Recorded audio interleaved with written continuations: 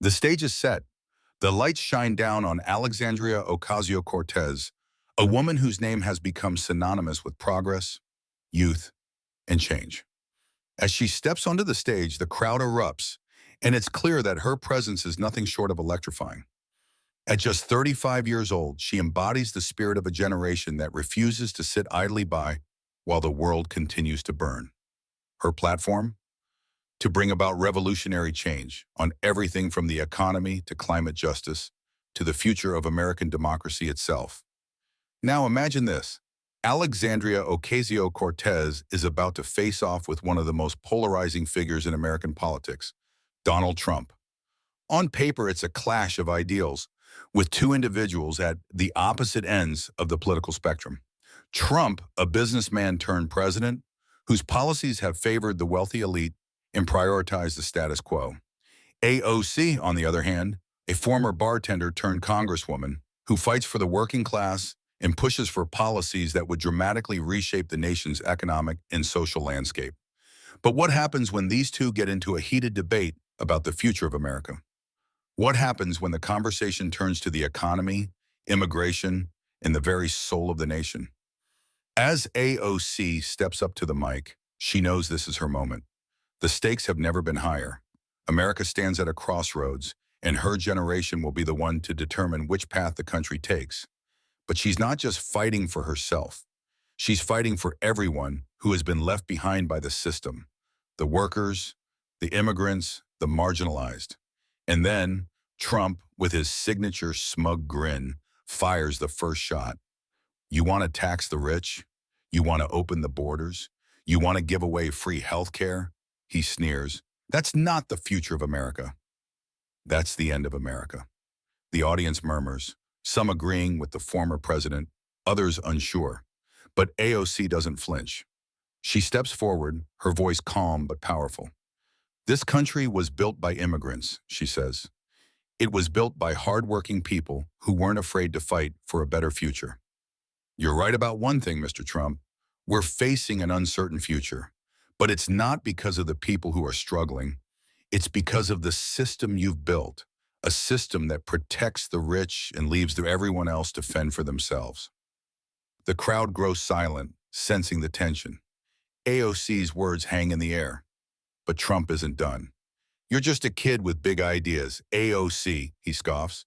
You don't understand how the economy works. You don't understand what it takes to keep this country strong. The American people don't want your socialist policies. And here's where it all starts to unravel. AOC takes a deep breath, knowing this is the moment she's been waiting for. Maybe I am young, she responds, but what I have is a vision for a future that works for everyone, not just the wealthy few. You can call it socialism if you want, but it's just common sense. We need health care for all. We need an economy that doesn't leave people behind. We need immigration reform that recognizes the humanity of everyone who comes here looking for a better life. She looks directly at the camera. And if that makes me a socialist, then so be it. The crowd bursts into applause. The debate has taken a turn, and it's clear that AOC is not backing down. She's not just another politician. She's a force to be reckoned with, and she's ready to take on anyone, no matter how powerful. But the fight is just getting started. The audience is still buzzing from AOC's powerful retort. The energy in the room has shifted. Alexandria Ocasio-Cortez is no longer just the progressive underdog.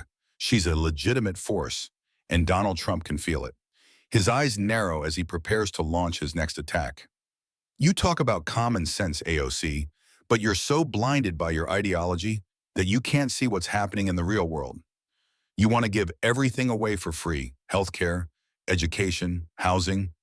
How are we going to pay for it? The American people won't stand for it. Trump's voice rises with each word, but AOC stands her ground, her expression unwavering. I'm not blind, Mr. Trump, she replies, her tone steady but fierce. I see the broken system you've helped create, the system that lets billionaires get tax cuts, while everyday people can't afford to send their kids to school or get the health care they need. You've built an economy that only works for the rich, and you want to keep it that way. Trump's face flushes with anger. He leans forward, his finger pointing accusatorily. You're wrong. The economy works just fine. What you want is to tear down everything we've built. You're talking about open borders and giving handouts to people who haven't earned it. That's not how America works. AOC doesn't flinch. America was built by immigrants, Mr. Trump, she responds firmly. By people who came here in search of opportunity. We're not talking about handouts. We're talking about basic human rights, health care, education, and dignity for all. If you think that's radical, then maybe it's time to rethink what America stands for.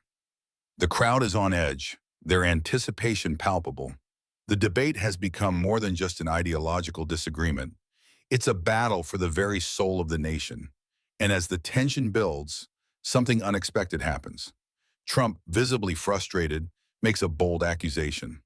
Let's talk about your so-called Green New Deal, AOC, he sneers. It's a disaster waiting to happen. You want to bankrupt this country with your reckless policies. You want to destroy jobs, raise taxes, and turn this country into a socialist nightmare. And what about the border? You want to let everyone in?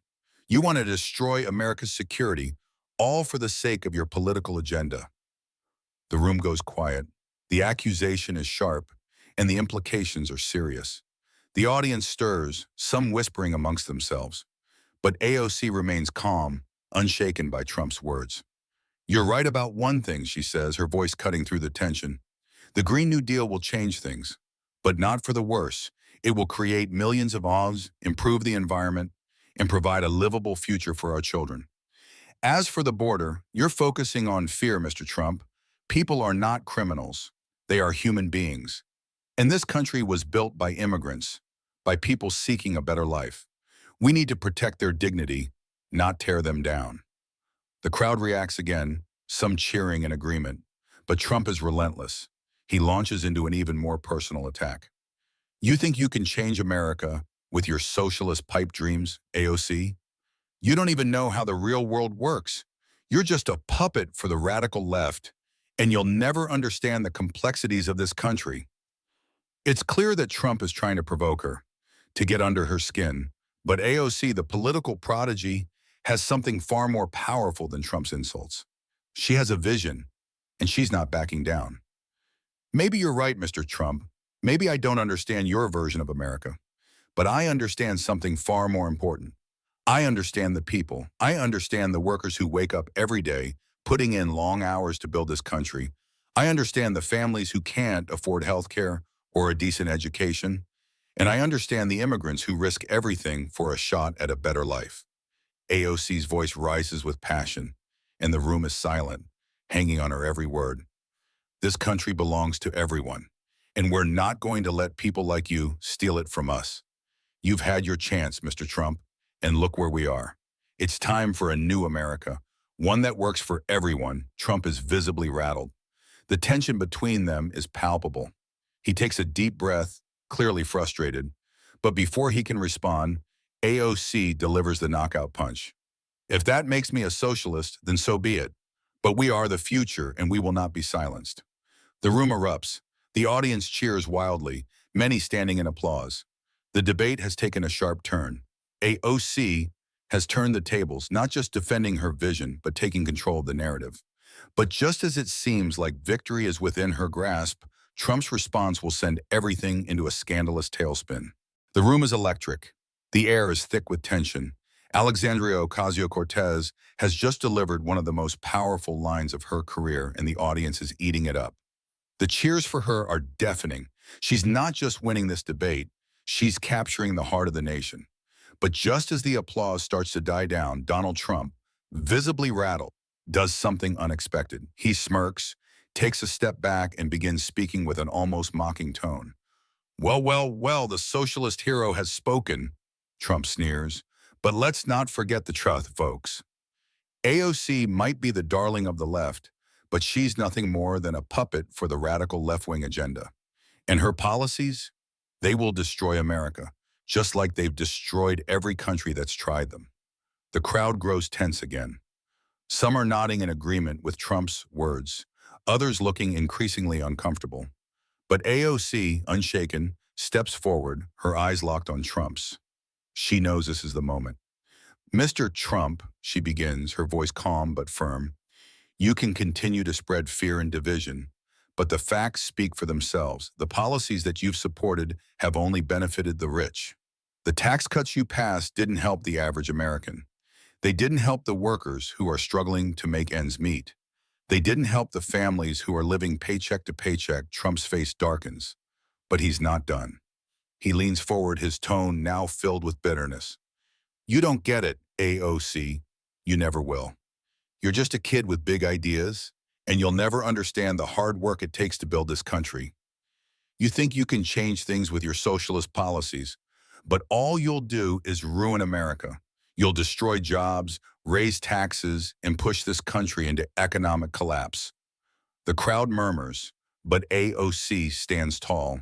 She's not afraid of Trump's words. She's not afraid of the backlash. I understand the people, Mr. Trump, she responds, her voice steady. And the people are tired.